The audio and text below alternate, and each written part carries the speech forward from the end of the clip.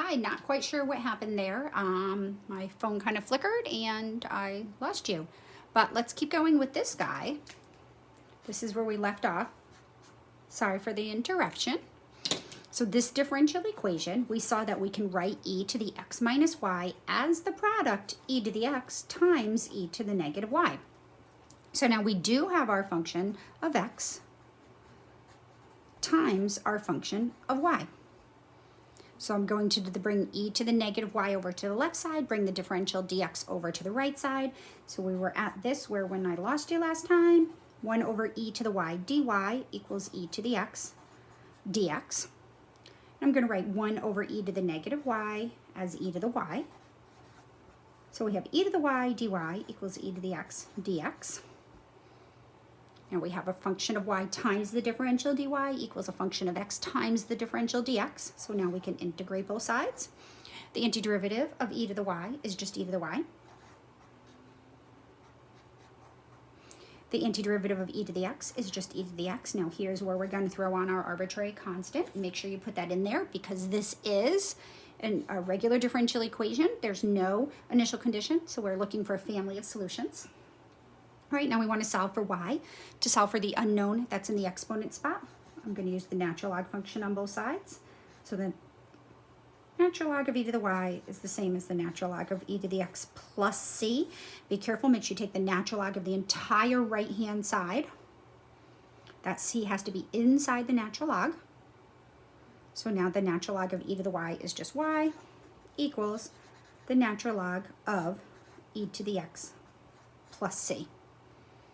So what I want you to do, so therefore my solution is the function y equals the natural log of e to the x plus c. To do is to check this. Half of the battle in differential equations is being able to take the solution and put it back into the original equation. Take the derivative of this, put it on the left-hand side, and then do e to the x minus this whole function, and see if you can work out the algebra to see that the left-hand side does in fact equal the right-hand side. All right, let's see if I can make it through one more problem before I lose this lecture again. All right, let's look at this guy.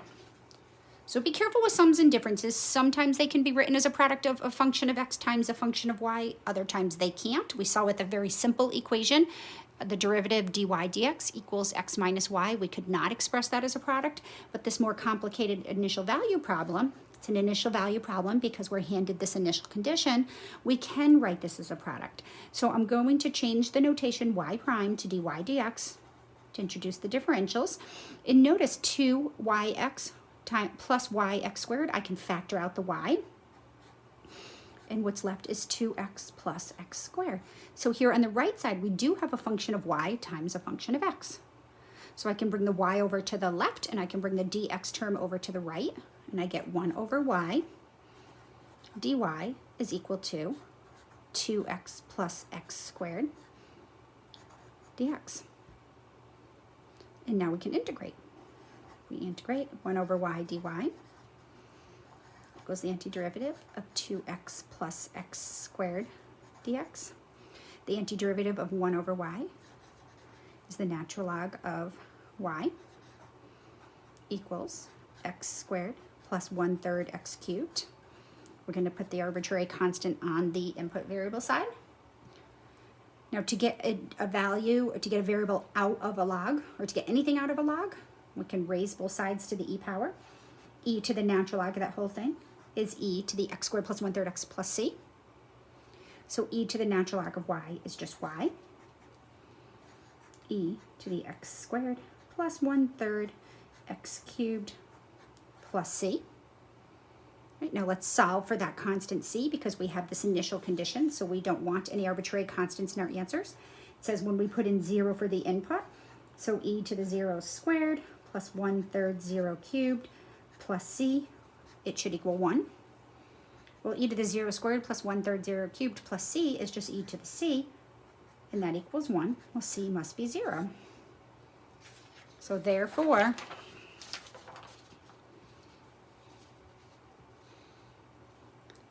my solution, without any c's, because we have an initial value problem, is y is equal to e to the x squared plus 1/3 x cubed plus 0, and we'll just leave it like that.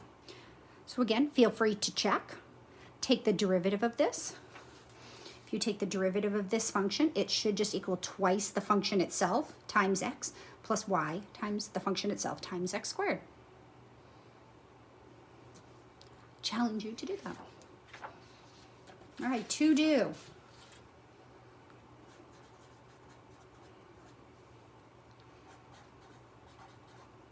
Read 9.3. Exercises.